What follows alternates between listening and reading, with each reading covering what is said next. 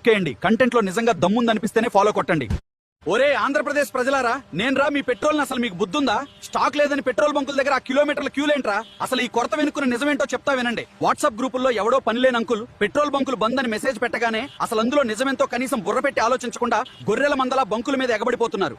రోజు 1/2 లీటర్ కొట్టించేవాడు కూడా ఇవాళ ఫుల్ ట్యాంక్ కొట్టిస్తున్నాడు. అది చాలక క్యాన్లు, పాత థమ్స్అప్ బాటిల్స్ పట్టుకొచ్చి నెలకు సరిపడా నన్ను మూట కట్టుకుపోతున్నారు. అసలు విషయం ఏంటంటే ఇంటర్నేషనల్ మార్కెట్ లోన డిమాండ్ పెరిగి క్రూడ్ ఆయిల్ రేట్లు మండిపోతున్నాయి. ఆయిల్ కంపెనీలు వాళ్ళకి లాసులు వస్తున్నాయని సప్లై కొంచెం కంట్రోల్ చేశారు అంతే.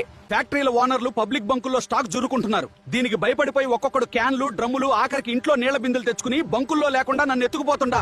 ఏలూరు, విజయవాడ, గుంటూరు, కర్నూలు వాళ్ళకైతే పూనకాలు వచ్చేసాయి. బంకుల్లో నన్ను పీల్చి పిప్పి చేసి నో స్టాక్ బోర్డులు తగిలించేలా చేశారు. రాజమండ్రి, కాకినాడలో అయితే కారుకి అయ్యి ఆటోకి 300 అయితే ప్రభుత్వం కూడా నెత్తినోరు బాదుకుంటుంది. ఒరే నాయన్లారా, కావాల్సినంత స్టాక్ ఉంది, ఇంకో ఎక్స్ట్రా కూడా దింపుతున్నాం, భయపడకండి అని. అయినా మీకు చెవిటివాడి ముందు శంఖం ఊదినట్టే ఉందట్రా. సోషల్ మీడియా పుకార్లు నమ్మి థమ్స్అప్ బాటిల్స్, పిల్లల పాల డబ్బాల్లో నన్ను దాచే కక్కుర్తి ఆపండ్రా. మీరు నెలకు సరిపడా ఎత్తుకుపోవడం వల్లే బంకుల్లో స్టాక్ అయిపోయింది తప్ప దేశంలో నా కొరత లేదా? నువ్వు బాధ్యత గల తెలుగువాడివైతే ఈ పుకార్ల ప్యానిక్ కాపడానికి వీడియోని మీ వాళ్ళకి షేర్ చేయి. అలా